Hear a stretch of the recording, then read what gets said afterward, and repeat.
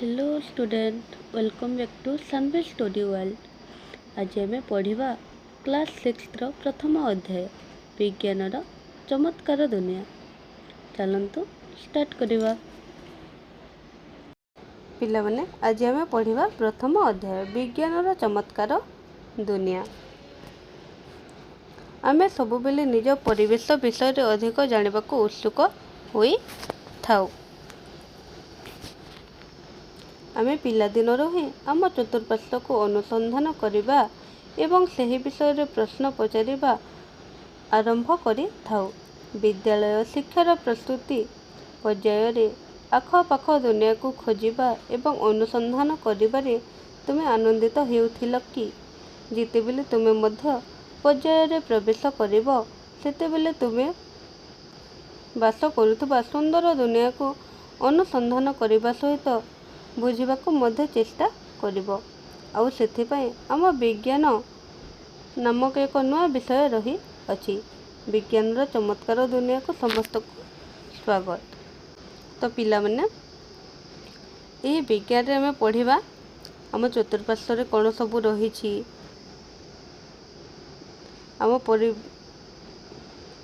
आम सब शिक्षा रे कौन सब अनुध्यान करबा कौन सब खोजिबा ए सब को आम आग को पढ़ा।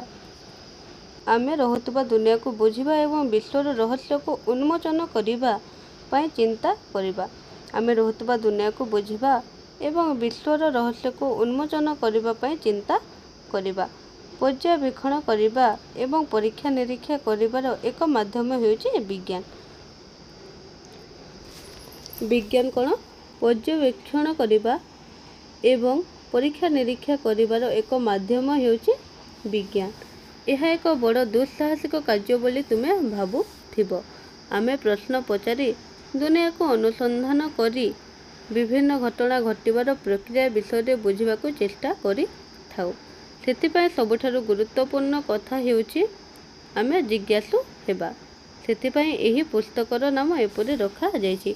ए पुस्तकर नाम विज्ञान काहेकि रखा जायछि? आमे जिज्ञासु हेबा पई ए पुस्तकर नाम विज्ञान रखा जायछि। छोट छोट बालिदानरू विशाल पर्वत, घासरू विशाल जंगल पर्यंत समस्त विषय को अनुध्यान करबा बेले सबुबेले किछि ना किछि नुआ और रोमांचकर तथ्य आविष्कृत होई थाए। छोट छोट बालिदानरू विशाल पर्वत सृष्टि होइछि, घासरू विशाल जंगल सृष्टि होइछि। समस्त विषय को अनुध्यान करबा बेले सबुबेले किछि ना किछि नुआ रोमांचकर तथ्य आविष्कृत होई थाए। तुमे केबे आश्चर्य होई भाबिछ कि राति रे आकाश रे तारा गुड़िक काहेकि चकमक करू थाए किंबा गोटे फूल केतेबेले फुटिबो बोली केमिति जानी थाए? ए गुड़िक हेउची अनेक रहस्य मध्यरु केवल किछि उदाहरण। ए गुड़िक हेउची अनेक रहस्य मध्यरु केवल किछिटा उदाहरण जहाको उन्मोचन करिबारे विज्ञान हमको सहाय्य करे, जहाको जानबारे हमको विज्ञान सहाय्य करे थाए। विज्ञानर सबुठारु आश्चर्यजनकर कथा हेउची यह सर्वत्र विद्यमान समुद्र गभीरता ठारू आरंभ करी महाकाश विशाल पर्यंत, रोषेई घरु आरंभ करी खेल पड़िया पर्यंत। विज्ञानर सबुठारु आश्चर्य कथा हेउची यह विद्यमान करिथाए जे समुद्रर गभीरता ठारू आरंभ करी महाकाशर विशाल पर्यंत आउ आम घरर रोषेई घर ठारू आरंभ करी खेल पड़िया पर्यंत अनेक समय रे अद्भुत आविष्कार अप्रत्याशित भाव में घटी थाए।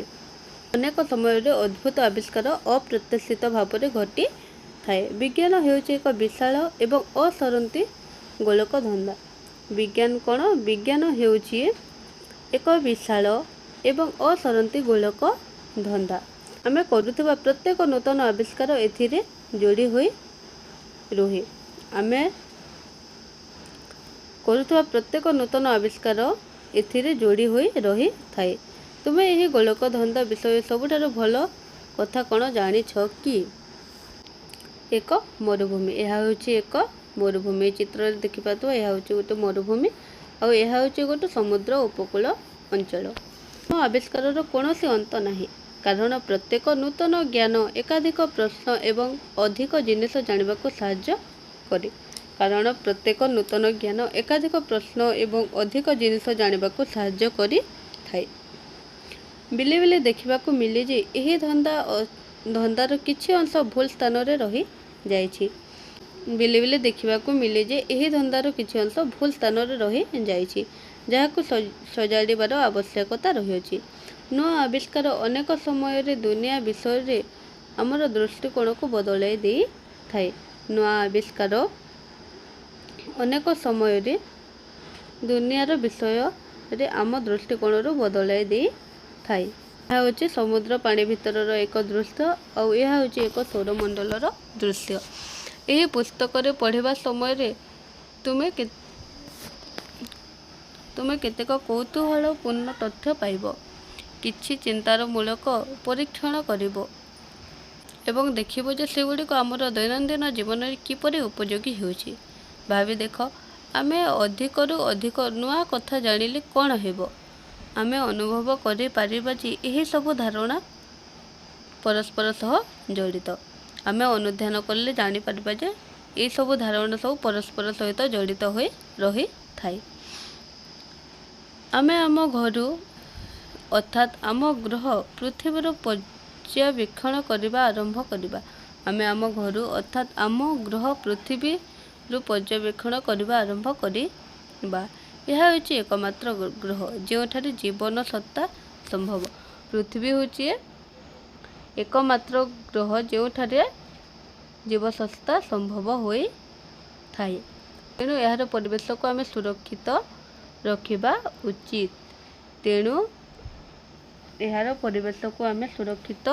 ରଖିବା ଉଚିତ। ଏହି ଗ୍ରହରେ ବିଭିନ୍ନ ପ୍ରକାର ଚମତ୍କାର ଜୀବ ଯଥା ପ୍ରାଣୀ ଓ ଉଦ୍ଭିଦ ଅଛନ୍ତି। ଏହି ଗ୍ରହରେ ବିଭିନ୍ନ ପ୍ରକାର ଚମତ୍କାର ଜୀବ ଯଥା ପ୍ରାଣୀ ଓ ଉଦ୍ଭିଦ ଅଛନ୍ତି। ସେମାନେ ପୃଥିବୀର ବିଭିନ୍ନ ଅଞ୍ଚଳରେ ଜୀବନ ଧାରଣ କରିବା ପାଇଁ ଚେଷ୍ଟା କରନ୍ତି। ସେମାନେ ପୃଥିବୀର ବିଭିନ୍ନ ଅଞ୍ଚଳରେ ଜୀବନ ଧାରଣ କରିବା ପାଇଁ ଚେଷ୍ଟା କରନ୍ତି। ମଞ୍ଜି ଗଛରେ ପରିଣତ ହେବା। ଗୋଟିଏ ମଞ୍ଜି କିପରି ଗଛରେ ପରିଣତ ହେଉଛି? ଏକ ସୁବଳୁଆ ସୁନ୍ଦର ପ୍ରଜାତିରେ ପରିଣତ ହେବା ଭଳି ଅନେକ ପର୍ଯ୍ୟବେକ୍ଷଣ ତୁମେମାନେ କରିଥିବ। ଏହି ଉଦ୍ଭିଦ ଏବଂ ଜୀବଜନ୍ତୁମାନଙ୍କୁ କିପରି ବୃଦ୍ଧି ଘଟିଥାଏ? ଏହି ଉଦ୍ଭିଦ ଓ ଜୀବଜନ୍ତୁମାନଙ୍କର ବୃଦ୍ଧି କିପରି ଘଟିଥାଏ? ଆମର ବୃଦ୍ଧି ପାଇଁ ଖାଦ୍ୟ ଆବଶ୍ୟକ। ଆମର ବୃଦ୍ଧି ପାଇଁ ନିହାତି ଆବଶ୍ୟକ ହେଉଛି ଖାଦ୍ୟ। ଖାଦ୍ୟ ନହେଲେ ଆମର ବୃଦ୍ଧି ହୋଇପାରିବ ନାହିଁ। ଭାରତ ଭଳି ଏକ ବୃହତ୍ ଏବଂ ବିବିଧତାପୂର୍ଣ୍ଣ ଦେଶରେ ବିଭିନ୍ନ ପ୍ରକାରର ସ୍ୱାଦିଷ୍ଟ ଓ ରୁଚିକର ଖାଦ୍ୟ ରହିଛି। ସେଗୁଡ଼ିକ କେଉଁଥିରୁ ପ୍ରସ୍ତୁତ, ଏହା ଆମେ କିପରି ଜାଣିବା? ଆମେ ବଞ୍ଚିବା ପାଇଁ ଖାଦ୍ୟ ସହିତ ଜଳ ମଧ୍ୟ ଆବଶ୍ୟକ। ଆମେ ବଞ୍ଚିବା ପାଇଁ ଖାଦ୍ୟ ସହିତ ଜଳ ବି ଆମକୁ ଆବଶ୍ୟକ। ଜଳ ଏକ ଅମୂଲ୍ୟ ସମ୍ପଦ। ଜଳ ହେଉଛି ଏକ ଅମୂଲ୍ୟ ସମ୍ପଦ। ବର୍ଷା ହେଲେ ପୋଖରୀରେ ଜଳସ୍ତର ବଢ଼ିବାର ଦେଖିଛ କି? ତୁମେ କେବେ ଭାବିଛ କି ବର୍ଷା କାହିଁକି ଏବଂ କିପରି ହୁଏ? ପାଣି ଥଣ୍ଡା ହେଲେ ବରଫ ହୋଇଯିବ ଏବଂ ଗରମ ହୋଇ ଫୁଟିଲେ ବାଷ୍ପ ହୋଇଯିବ। ତୁମେ ଲକ୍ଷ୍ୟ କରିଥିବ, ଖରାଦିନେ ଥଣ୍ଡା ପାଣି ପିଇବା କିମ୍ବା ଶୀତଦିନେ ଉଷୁମ ପାଣିରେ ଗାଧୋଇବାର ମଜା ନେଇଛ କି? ଗରମ ଓ ଥଣ୍ଡାକୁ ଆମେ କେମିତି ଜାଣିପାରିବା? ପାଣି ହେଉ କି ଆମ ଶରୀର ହେଉ, ତାହାର ଉତ୍ତାପ କେତେ ଆମେ ଜାଣିବା ଜରୁରୀ। ପାଣି ହେଉ କି ଆମ ଶରୀର ବି ହେଉ, ତାହାର ଉତ୍ତାପ କେତେ ତାହା ଆମେ ଜାଣିବା ନିହାତି ଜରୁରୀ। ଆହୁରି ମଧ୍ୟ ଆମ ଚାରିପାଖରେ ଅନେକ ପ୍ରକାର ଜିନିଷ ରହିଛି, ଯଥା ଆମେ ଲେଖୁଥିବା କାଗଜ, ଧାତୁ ନିର୍ମିତ ଚାବି, ପ୍ଲାଷ୍ଟିକ ସେଲ୍ ଏବଂ ଆମ ପେନସିଲ ବାକ୍ସରେ ଥିବା ରବର, ବାକ୍ସକୁ ବନ୍ଧା ରଖିଥିବା ଚୁମ୍ବକ, ଆମେ ପିନ୍ଧୁଥିବା ପୋଷାକ, ଆମେ କ୍ଷୀର ପିଉଥିବା କପ୍ ଏବଂ ଏହିପରି ଅନେକ। ସେଗୁଡ଼ିକ କେଉଁଥିରେ ତିଆରି ତୁମେ ଜାଣିଛ କି? ସେଗୁଡ଼ିକ କ'ଣ ବିଭିନ୍ନ ଜିନିଷରେ ତିଆରି ହୋଇଛି? ଆମେ କିପରି ବିଭିନ୍ନ ଜିନିଷକୁ ପରସ୍ପରଠାରୁ ଅଲଗା କରିପାରିବା ଏହି ପୁସ୍ତକ ଅଧ୍ୟୟନ କରିବା ସମୟରେ ଏହିଭଳି ପୃଥିବୀ ସମ୍ପର୍କରେ ଅସରନ୍ତି ପ୍ରଶ୍ନ ମନକୁ ଆସିବ। ଏହି ପୁସ୍ତକ ଅଧ୍ୟୟନ କରିବା ବେଳେ ସମୟରେ ଏହିଭଳି ପୃଥିବୀ ସମ୍ପର୍କରେ ଅସରନ୍ତି ପ୍ରଶ୍ନ ଆମ ମନକୁ ଆସିବ। କିନ୍ତୁ ଆମର ପ୍ରଶ୍ନ ଗୁଡ଼ିକୁ କେବଳ ପୃଥିବୀ ଭିତର ଜିନିଷ ମଧ୍ୟରେ ସୀମିତ ରଖିବା କି? ସୂର୍ଯ୍ୟ, ଚନ୍ଦ୍ର ଏବଂ ଆକାଶରେ ଚମକୁଥିବା ଲକ୍ଷ ଲକ୍ଷ ନକ୍ଷତ୍ର ଉପରେ ମଧ୍ୟ ଆମେ ପ୍ରଶ୍ନ ପଚାରି ପାରିବା। ସୂର୍ଯ୍ୟ, ଚନ୍ଦ୍ର ଏବଂ ଆକାଶରେ ଚମକୁଥିବା ଲକ୍ଷ ଲକ୍ଷ ନକ୍ଷତ୍ର ବା ତାରା ଉପରେ ଆମେ ପ୍ରଶ୍ନ ପଚାରି ପାରିବା। ଏହି ପୁସ୍ତକର ପ୍ରତ୍ୟେକ ଅଧ୍ୟୟନ ତୁମ ଅନୁସନ୍ଧିତ୍ସୁ ଭାବନାକୁ ଜାଗ୍ରତ କରିବ, ଯେପରି ପତ୍ରର ଗଠନ, ଜିନିଷକୁ କିପରି ଗତିରେ କିମ୍ବା ଚିନାବାଦାମ ମଞ୍ଜିରୁ ଚୋପାକୁ ଅଲଗା କରିବାର ପ୍ରଣାଳୀ ଆଦି। ଆଶା କରୁଛୁ ତୁମ ମନରେ ଏହିପରି ଅନେକ ପ୍ରଶ୍ନ ଆସିବ। ଯଦି ତୁମେ ଏହା ଅନୁଭବ କରି ନଥିବ, ତଥାପି ତୁମେ ତୁମର ଅଜାଣତରେ ଅନେକ ପ୍ରଶ୍ନ ଉତ୍ତର ପାଇଥିବ। ମନେକର ତୁମ କଲମ ଚଳିବା ବନ୍ଦ ହୋଇ ଯାଇଛି, ତୁମେ କ'ଣ କରିବ? ତୁମେ ନିଜକୁ ପ୍ରଶ୍ନ ପଚାରିବ, ମୋ କଲମ କାହିଁକି ଚାଲୁ ନାହିଁ? ଅନୁମାନ କରିବ ଯେ କାଲି ଶେଷ ହୋଇଯାଇଛି। ଏହାପରେ ତୁମେ କଲମ ଖୋଲି କାଲି ଅଛି କି ନାହିଁ ଯାଞ୍ଚ କରି ଏହି ଅନୁମାନକୁ ପରୀକ୍ଷା କରିବ। ଯଦି ଏହା ସରିଯାଇଥିବ, ତେବେ ତୁମେ ଜାଣିବ ଯେ ତୁମର ଅନୁମାନ ଠିକ୍ ଥିଲା। କିନ୍ତୁ ମନେକର ତୁମେ ଦେଖିଲ ଯେ କାଲି ଶେଷ ହୋଇନାହିଁ, ତେବେ ତୁମେ କ'ଣ କରିବ? ତୁମେ ଆଉ ଏକ ଅନୁମାନ କରିବ, ବୋଧେ କାଲି ଶୁଖି ଯାଇଥିବ। ଏହି ଅନୁମାନ ଠିକ୍ କି ନାହିଁ ତାହା ପରୀକ୍ଷା କରିବା ପାଇଁ ତୁମେ ଅନେକ କିଛି ଚେଷ୍ଟା କରିବ। ବିଜ୍ଞାନ ଠିକ୍ ଏହିପରି ଭାବରେ କାମ କରେ। ତୁମେ କଲମ କାହିଁକି ଲେଖୁ ଲେଖୁ ବନ୍ଦ ହୋଇଗଲା, ତାହା ଜାଣିବାକୁ ଚେଷ୍ଟା କରିବା ହିଁ ବୈଜ୍ଞାନିକ ପଦ୍ଧତିର ଏକ ଉଦାହରଣ। ବିଜ୍ଞାନ ଠିକ୍ ଏହିପରି କାମ କରେ। ତୁମେ କଲମ କାହିଁକି ଲେଖୁ ଲେଖୁ ବନ୍ଦ ହୋଇଗଲା, ତାହା ଜାଣିବାକୁ ଚେଷ୍ଟା କରିବା ହିଁ ବୈଜ୍ଞାନିକ ପଦ୍ଧତିର ଏକ ଉଦାହରଣ। କାର୍ଯ୍ୟ 1, ଆସ ଚିନ୍ତା କରି ଲେଖିବା। ତୁମେ ଏହିପରି ସମାଧାନ କରିବାକୁ ଚେଷ୍ଟା କରିଥିବା ଏକ ସମସ୍ୟା ବିଷୟରେ ଲେଖ। ଏଇଟା ତୁମ ଖାତାରେ ଲେଖିବ। ତୁମେ କେଉଁ ସବୁ ପଦକ୍ଷେପ ନେଇଥିଲ ତାହା ବି ଲେଖିବ। ବିଜ୍ଞାନ କେବଳ ବିଷୟ, ବସ୍ତୁ ଓ ତଥ୍ୟକୁ ମନେ ରଖିବା କିମ୍ବା ପରୀକ୍ଷା କରିବାର ନୁହେଁ। ଏହା ହେଉଛି ଏକ ପର୍ଯ୍ୟାୟକ୍ରମିକ ପ୍ରକ୍ରିୟାକୁ ଅନୁସରଣ କରିବା, ଯାହା ଆମକୁ ପ୍ରଶ୍ନଗୁଡ଼ିକର ଉତ୍ତର ଖୋଜିବାରେ ସାହାଯ୍ୟ କରିଥାଏ। ତେବେ ଆମେ କ'ଣ ପଦକ୍ଷେପ ଗ୍ରହଣ କରିପାରିବା? ବିଜ୍ଞାନ ହେଉଛି ପର୍ଯ୍ୟାୟକ୍ରମିକ ପ୍ରକ୍ରିୟାକୁ ଅନୁସରଣ କରିବା, ଉତ୍ତର ଖୋଜିବାରେ ସାହାଯ୍ୟ କରିଥାଏ। ପ୍ରଥମେ ଆମେ ଏହିପରି କିଛି ଜିନିଷ ପର୍ଯ୍ୟବେକ୍ଷଣ କରୁ, ଯାହା ଆମ ମନରେ କୌତୂହଳ ସୃଷ୍ଟି କରେ କିମ୍ବା ଆମେ ବୁଝିପାରି ନଥାଉ।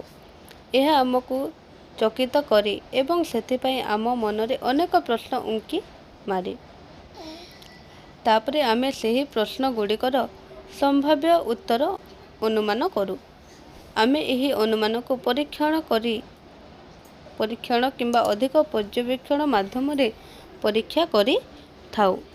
ଏହାପରେ ଆମେ ଫଳାଫଳକୁ ବିଶ୍ଳେଷଣ କରିବାକୁ ଚେଷ୍ଟା କରିଥାଉ ଯେ ଏହା ପ୍ରକୃତରେ ଆମ ପ୍ରଶ୍ନର ଉତ୍ତର କି ନାହିଁ।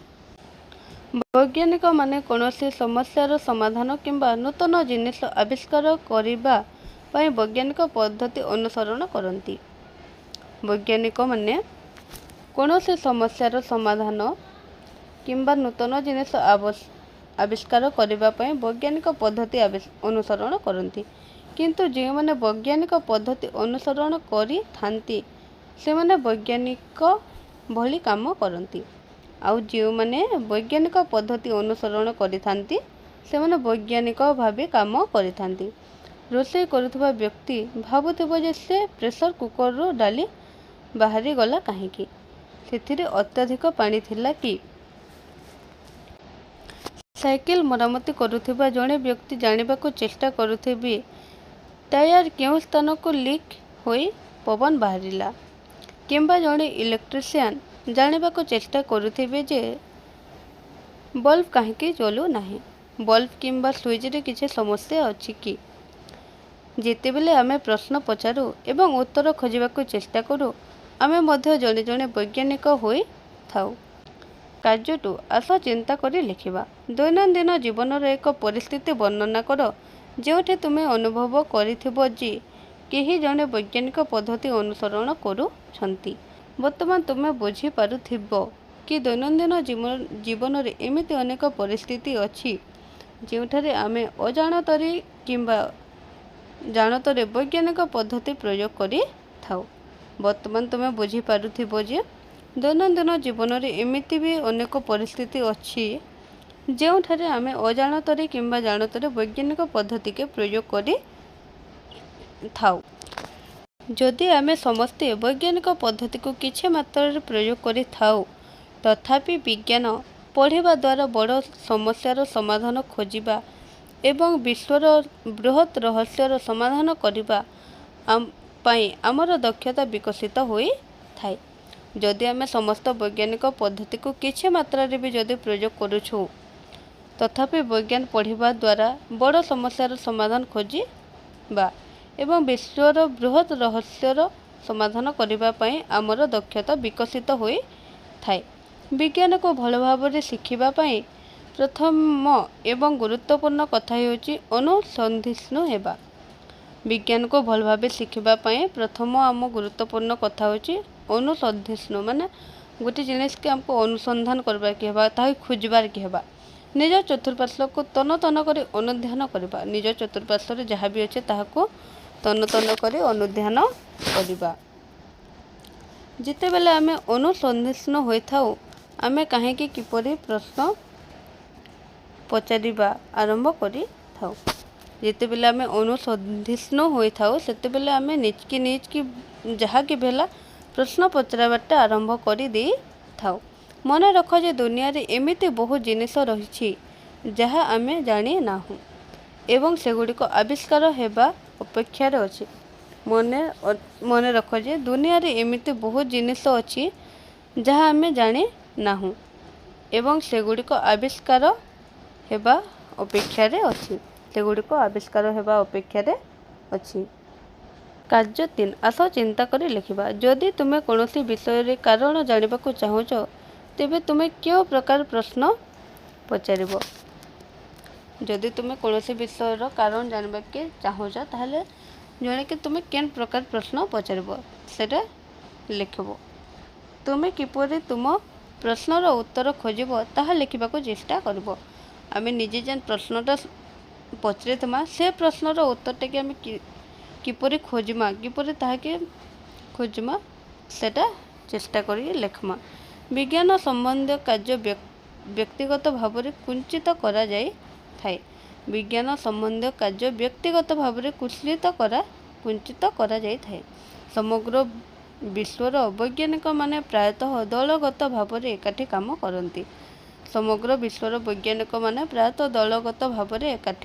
କରନ୍ତି। ତେଣୁ ଯଦି ତୁମେ ନିଜେ କୌଣସି ଉତ୍ତର ପାଉ ନାହଁ ତେବେ ତୁମେ ସାଙ୍ଗମାନଙ୍କର ସାହାଯ୍ୟ ନିଅ। ସବୁବେଳେ ଏକାଠି ହୋଇ ଜିନିଷ ଆବିଷ୍କାର କରିବାର ଅଧିକ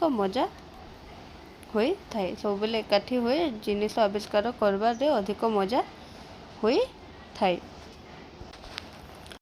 ପିଲାମାନେ ଯେପରି ବର୍ଷାକୁ ଉପଭୋଗ କରୁଛନ୍ତି। ଉପର ଚିତ୍ରରେ ଦେଖୁଥିବ ପିଲାମାନେ କିପରି ବର୍ଷାକୁ ଉପଭୋଗ କରୁଛନ୍ତି। ବିଜ୍ଞାନ ମଧ୍ୟ ସେହିପରି ମଜାଦାର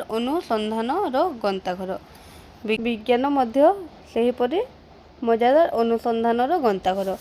ତୁମେ ବୈଜ୍ଞାନିକ ଯାତ୍ରା ଉପଭୋଗ କର, ଅନୁସନ୍ଧାନ ଜାରି ରଖ ଏବଂ ବିଶ୍ୱର ଆଶ୍ଚର୍ଯ୍ୟଜନକ ରହସ୍ୟ ବିଷୟରେ ଚିନ୍ତା କରିବା ଏବଂ ପ୍ରଶ୍ନ ପଚାରିବା ଜାରି ରଖ। ବିଜ୍ଞାନର ରୋମାଞ୍ଚକର ଯାତ୍ରା ଆରମ୍ଭ କରିବା ତୁମେ ପ୍ରସ୍ତୁତ କି? ତ ପିଲାମାନେ ଏଇଟା ଥିଲା ବିଜ୍ଞାନର ଚମତ୍କାର ଦୁନିଆ। ନେକ୍ସଟ କ୍ଲାସ୍ରେ ଆମେ ଆଉ ଗୋଟେ ନୂଆ ଟପିକ୍ ନେଇ ଆସିବୁ। ଯଦି ଭିଡ଼ିଓଟି ଭଲ ଲାଗିଥାଏ ତାହେଲେ ଲାଇକ୍, ସେୟାର ଆଣ୍ଡ ସବସ୍କ୍ରାଇବ୍ କରିବେ। ରହିଲି, ଧନ୍ୟବାଦ।